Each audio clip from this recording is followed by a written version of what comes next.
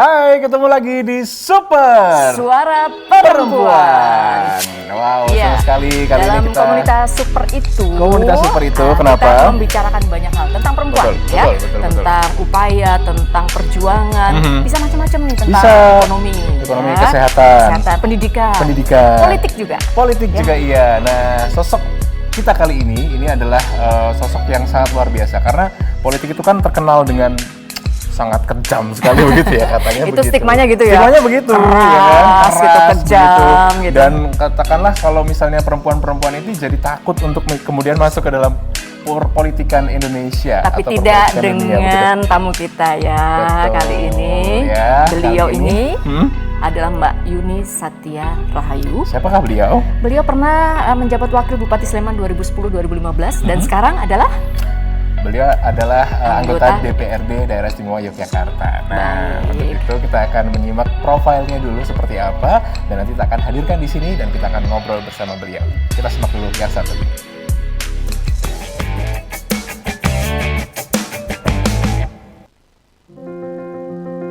Isu gender merupakan salah satu isu utama dalam pembangunan, khususnya pembangunan sumber daya manusia. Menjadi usaha bersama untuk memastikan apakah perempuan dan laki-laki memperoleh akses, berpartisipasi, dan memperoleh manfaat yang sama dari berbagai kebijakan dan program pembangunan. Dr. Hajah Yuni Satya Rahayu SSMHum atau yang akrab dipanggil Neni selalu menyuarakan gender yang berkeadilan. Pernah menjadi Wakil Bupati Sleman periode 2010 hingga 2015. Saat ini perempuan kelahiran 28 Juni 1968 tercatat sebagai anggota Dewan Perwakilan Rakyat Daerah DPRD DIY dari fraksi Partai Demokrasi Indonesia Perjuangan atau PDIP. Ia juga dikenal sebagai istri dari Muhammad Yamin, mantan anggota DPR RI periode 1999 hingga 2004 dan ibu dari 2 orang anak.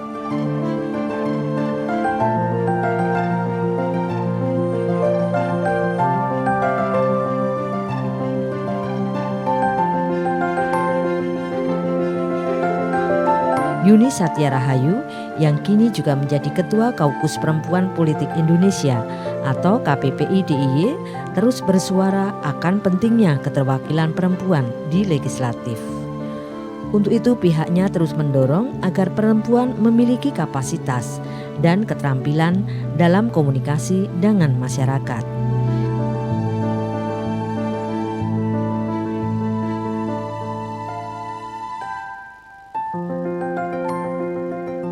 Yuni Satya Rahayu adalah sosok perempuan energik, kritis dan tegas, apalagi jika berkaitan dengan isu-isu perempuan.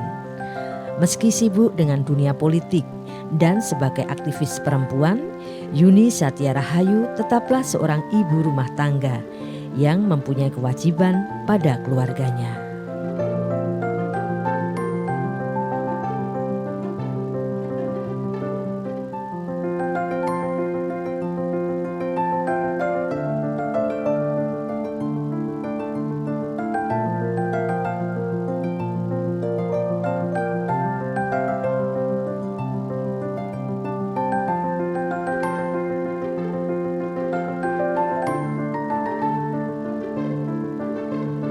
Bagi Yuni Satya Rahayu, seorang perempuan, terutama ibu, berperan dalam mengajari dan mendampingi kegiatan belajar anak di rumah, memastikan keluarga aman dan nyaman, memastikan keluarga aman dari ancaman pandemi. Itulah sosok seorang Yuni Satya Rahayu.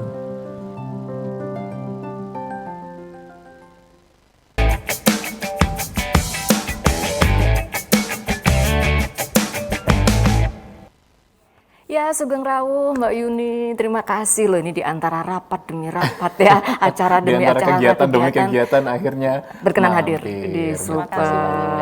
Sehat-sehat Sehat-sehat ya. selalu ya. Yuni ya. Makasih ya Mas. Nah, Mbak Yuni tadi menarik sekali banyak hal yang ditampilkan tadi di profil. Termasuk saya seneng ya rumahnya asri. Gitu ya. Asik banget kayaknya buat nongkrong ya. Juga Silakan saja kalau mau ke sana. asik. Kemudian cerita sedikit tentang aktivitas politik gitu ya. Tapi ini sebenarnya ketertarikan di dunia politik sejak lamakah? Sejak remajakah gitu Mbak Yuni? Sejak mahasiswa Mbak. Sejak mahasiswa. Mahasiswa. Jadi sejak kuliah di Jogja itu saya mulai tertarik dengan isu-isu mahasiswa pada waktu itu. Kemudian dari gerakan mahasiswa itu saya berkenalan dengan para aktivis perempuan yang kemudian ada di NGO maupun aktivis perempuan yang ada di gerakan mahasiswa. Nah, ini sangat mempengaruhi sekali perjalanan hidup saya ke depan. Bagaimanapun juga ketika ya pertama mungkin saya sama dengan kawan-kawan yang lain, nggak ada masalah tuh perempuan begitu kan. Sudah bisa menjadi PNS, menjadi direktur dan lain-lain. Tapi di sisi lain kita juga melihat ternyata masih banyak juga kawan-kawan perempuan itu yang menjadi korban baik KDRT maupun pelecehan yang ada di dunia publik begitu ya. Mulai ketika naik bis, kemudian di pasar dan di tempat-tempat umum yang itu menyebabkan ternyata ada permasalahan nih perempuan. Tidak gitu. baik-baik saja gitu Tidak ya. baik-baik saja seperti yang terlihat di kasat mata ini. Iya. Itu yang bikin terus intens gitu ya menekuni ini karena Iya. Dan setelah lulus kuliah itu memang saya tidak berminat untuk menjadi pegawai negeri pada waktu itu. Karena kita sangat anti begitu ya sama pemerintah pada waktu itu. Nah, ada perubahan besar dan memberikan janji yang lebih cerah gitu ketika setelah reformasi. Kita melihat pada waktu itu ya kawan-kawan perempuan sangat bersemangat, para mahasiswa sangat bersemangat untuk melakukan reformasi yang ada di Indonesia. Nah, saya melihat reformasi ini menjadi peluang untuk kemarin kawan-kawan yang selama ini berada di posisi di luar pemerintahan begitu ya, untuk masuk dan mewarnai dunia politik dan pemerintahan yang ada. berperan dan bermanfaat dari situ gitu ya dari pemerintah. Berujung berawal dari situ dan sampai hari ini kayaknya saya masih ada di situ. Konsisten ya. Sejak tahun berapa tadi berarti? Saya mulai aktif untuk gerakan mahasiswa yang waktu itu membela kasus Kedung Ombo yang ada di kabupaten saya, Kabupaten Sragen begitu ya. Kemudian bersama-sama petani ke Jakarta untuk demo di DPR RI gitu pada waktu itu. Demo pertama kali langsung ke Jakarta? Iya, waktu itu ke kantor Gubernur Jawa Tengah. Dan itu memberi pengetahuan yang luar biasa kepada saya bahwa kok mahasiswa cuma 100 orang demo begitu ya. Polisinya itu harus pakai bayonet, bawa anjing pelacak begitu kan. Wah, kita ini padahal nggak bawa apa-apa. Oke, tapi seru loh ya kalau kita berbicara tentang perempuan yang kemudian berani dan mau masuk di dunia politik. Nah, ini ngomongin soal perempuan di DPRD sendiri. Katanya ini masih kuotanya ini masih belum sampai 30%. Kekhawatiran atau mungkin keresahan apa yang kemudian membuat para perempuan ini takut untuk masuk ke dunia politik? Sebetulnya kawan-kawan aktivis perempuan itu sudah membuat mendorong kebijakan yang lebih pro perempuan begitu, dengan affirmative action perempuan yang di dunia politik begitu ya. Pada waktu itu kuota 30% perempuan untuk nanti bisa masuk di parlemen. Nah, kemudian ada pengerucutan lagi, perempuan harus ada 30% itu selain di parlemen itu juga harus ada di struktur politik dan kayak KPU, Bawaslu itu juga harus memenuhi kuota 30% perempuan. Nah, tetapi keputusan MK tahun 2009 itu merubah semuanya begitu. Merubah semuanya, di mana seharusnya kalau dulu kan partai sangat menentukan nih posisi partai untuk menentukan nomor urut 1, 2, 3 itu. Nah, harapan kita seperti itu. Tetapi kemudian ternyata ini nggak cukup begitu loh. Kemudian kita begitu ada kuota MK tahun 2009 bahwa yang menang di DPR adalah suara terbanyak, maka kawan-kawan perempuan sekarang kembali terpuruk. Begitu. Ini harus berjuang lagi begitu ya. Memang kalau kita melihat ada peningkatan, mudah-mudahan juga ada kesadaran dari masyarakat juga dan perbaikan terhadap kinerja anggota DPR bahwa jangan menyapa itu 5 tahun sekali gitu. Ini juga perlu koreksi. Nah itu ya menariknya ya bahwa tadi politik dan perempuan itu jangan sampai terus kemudian menakutkan citranya. Nah ini sebetulnya apa yang ingin Mbak Yuni sampaikan bahwa kalau terjun ke kancah politik itu sebetulnya ada dampak baiknya loh gitu ya. Kalau bagi aktivis perempuan ya itu setiap hari itu adalah kita berpolitik. Kita nggak bisa dong kalau misalnya perempuan yang nggak bekerja minta uang sama suami itu pas suami lagi mangkel gitu kan. Nah itu pasti nggak tercapai itu keinginan. Itu ya politik dalam keluarga ya. Ini berpolitik loh begitu kan. Mungkin menyenangkan sedikit suami untuk nanti bisa ya udah kasih banyak uang belanjanya. Nah ini juga cara kita berpolitik. Cara kita membujuk anak agar nanti juga ya kamu belajarnya agak lebih keras sih begitu. Mungkin perlu disenangkan dulu anak-anak, dipuji-puji. Stimulus dulu ya. Ya, dipuji-puji dulu begitu kan. Habis itu ya udah belajar. Itu politik itu hal kecil dan sehari-hari itu kita sudah sebenarnya melakukannya ya. Dan ketika kemudian sampai di misalnya sebagai anggota DPRD pasti bisa memberikan regulasi atau menyusun regulasi-regulasi yang bermanfaat bagi masyarakat gitu ya. Ini ya. Baik, menarik sekali nanti kita akan bahas lebih lanjut ya Denta ya. Sisi-sisinya lain dari Bu Yuni yang nanti lebih banyak lagi. kita jeda sebentar sambil Denta kita ini kok kayak nggak sopan ya, kita ini belum menunjuk ya nih. Kalau begitu ya. Nanti kita akan perbincangkan lagi dan tentu setelah jeda berikut ini.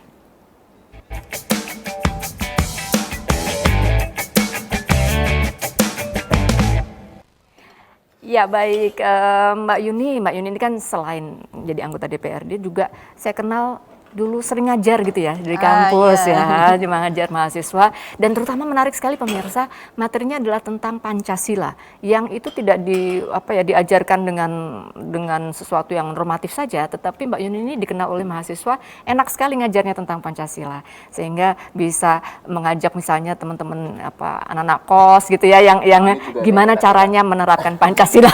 Makasih ya Denta. Aduh ini jadi nggak enak ini ke perempuan yang dilayani kalau ini. Sekali lah, kan biasanya ibu yang suka melayani begitu ya. Baiklah, Mbak Yuni bisa ceritakan ini gimana kalau sedang mengajar mahasiswa itu metodenya apa biar Pancasila itu masuk gitu ya? Iya, sebetulnya tahun 2014 itu banyak hal yang mengganggu ya kehidupan kita sehari-hari. Kita ini seperti terbelah begitu. Ketika Pilpres, kemudian ada satu pihak yang menang, yang satunya ini terus-menerus melakukan hal-hal yang itu sangat mengganggu kehidupan berbangsa kita. Nah, karena itu tentu saja meskipun pada 2015 saya kalah pilkada begitu ya, kemudian saya mengupayakan untuk gimana caranya bisa mengajar begitu. Nah, ternyata saya diberi peluang untuk kemudian bisa mengajar di salah satu universitas negeri di Yogyakarta. Saya memang memilih topik Pancasila karena di kampus tersebut masih ada kekurangan tenaga pengajar. Saya mengajar. Memang kemudian saya mengajar itu memastikan bahwa cita-cita kita bernegara itu apa. Ini saya sampaikan kepada mahasiswa. Rata-rata mereka tidak pada tahu tuh kenapa sih bangsa Indonesia ini harus berdiri begitu. Gitu ya. Nah, di dalam pembukaan itu saya sampaikan bahwa kita ini perlu mencerdaskan kehidupan bangsa, membangun keamanan dunia. Nah itu saya sampaikan terus-menerus dan kemudian saya tanya, kalian ini tinggal di mana sih? Saya tinggal di Jogja. Bener di Jogja atau di Sleman? Saya bilang begitu. Oh iya, saya di Sleman begitu kan. Maka kemudian saya memberikan pada mereka tugas. Ya. Coba tanya sama Pak RT-nya begitu ya. Kalian ini tinggal di RT mana, RT berapa, siapa nama RT-nya. Kalau misalnya nggak sama RT, sama dukuhnya nggak apa-apa deh begitu. Karena saya itu ingat ya, apa itu yang peribahasa di mana bumi dipijak, langit dijunjung. Mereka ini nggak paham wilayah sekitar, padahal ini menurut saya penting untuk nanti mahasiswa di Jogja ini jangan sampai terpisah dari masyarakat begitu. Ya kalau masyarakatnya lagi pada gotong royong, ikut dong gitu loh. Maksud saya begitu. Kalau dia kenal dengan RT-nya, dengan dukuhnya, mereka ini ketika nanti misalnya ada bersih dusun misalnya ikut begitu loh. Ini Denta Rajin ya biasanya rajin datang saat pas makan ya. Dan ternyata hasilnya ya lucu begitu ya. Ya mereka menyampaikan, oh ini siapa yang ngajar begitu. Ternyata itu kawan saya gitu, satu partai yang jadi RT. Saya baru tahu itu. Oh iya salam begitu. Nah kemudian pada waktu itu terjadi satu hal di tanah air kita ini, yang mulai ada upaya-upaya untuk menjatuhkan pemerintah begitu ya. Terus ada pada waktu itu. Nah anak-anak ini, Bu terima kasih ya Bu, saya sudah diajarin tentang Pancasila, saya jadi tahu saya harus membela yang mana. Gitu. Nah kesadaran ini sebetulnya yang ingin saya tunjukkan terus-menerus kepada para mahasiswa bahwa kita ini harus kenal wilayah kita. Kalau kita nggak kenal, kita ini seperti, saya kan agak khawatir itu ya, anak-anak milenial ini kan kemudian sangat individual begitu loh. Jadi cara saya mengganggu mereka ya dengan upaya-upaya tersebut begitu. Sehingga mereka tahu begitu bahwa ya harus bersama masyarakat kalau mau kuat begitu. Harus mungkin memberikan arti karena masih mahasiswa kan mungkin mereka perlu belajar, tetapi kedepannya kalau mereka nanti sudah sudah berumah tangga, punya rumah sendiri, punya keluarga sendiri, ini akan bisa ditularkan ke keluarga. Menarik loh ya. Asik banget ya. Betul, artinya mereka akan tersebar kembali ke seluruh Indonesia dan itu benih-benih. Dan itu cara berpolitik maksud saya begitu. Mungkin saya mengajarkan begitu ya, tapi ini politik kepada anak-anak muda. Jangan sampai anak-anak muda nih, saya khawatir mereka nanti akan terlepas dari masyarakat begitu, terlepas dari masyarakat. Nah ini apa yang bisa kita lakukan ke depannya? Dan jadinya nggak peduli kalau gitu ya. Iya. Nah, ya mungkin itu salah satu cara menjaga generasi muda. Luar biasa. Pelan-pelan masuk ke generasi muda dengan cara yang tidak mereka sadari sebenarnya begitu ya. Iya. Oke. Nah ini berkaitan juga dengan Bu Yuni ini juga terkenal, banyak dibicarakan kalau putra-putrinya itu suka membaca begitu. Atau mungkin juga bisa diajarkan juga ke teman-teman mahasiswa agar kemudian gemar membaca. Karena sekarang kan anak-anak muda gadget minded ya. Kalau bisa dibilang kan, waduh, susah dompet sama handphone ketinggalan aja lebih sayang handphonenya yang ketinggalan kayaknya begitu ya. Kalau dulu dompet ketinggalan bingung. Tapi kita tahan dulu ya, Nanti setelah jeda dijawab oleh Mbak Yuni. Monggo Mbak Yuni silakan diunjuk dan nanti akan dijawab tentang gimana nih meningkatkan kegemaran membaca bagi anak-anak muda ya. Oke, kita simak setelah jeda berikut ini.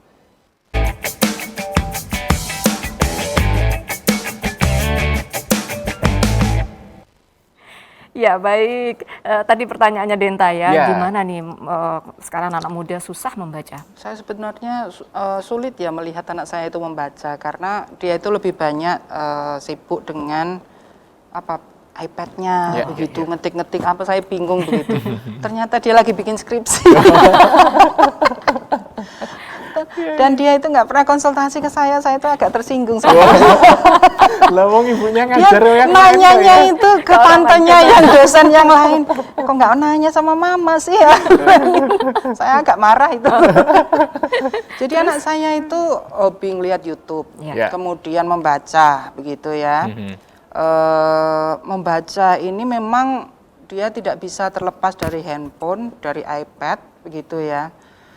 Buku-buku itu juga ada sebetulnya, tapi saya nggak tahu juga kapan dia membacanya. Begitu. Ketika kumpul saya itu memang ada satu ruang keluarga untuk melihat TV bersama di situ. Sebagai tempat saya untuk berkomunikasi dengan anak saya, begitu kan. Biasanya kita ngobrol banyak hal itu di situ. Nah, saya baru tahu anak saya ini kayaknya juga cukup pinter gitu ya.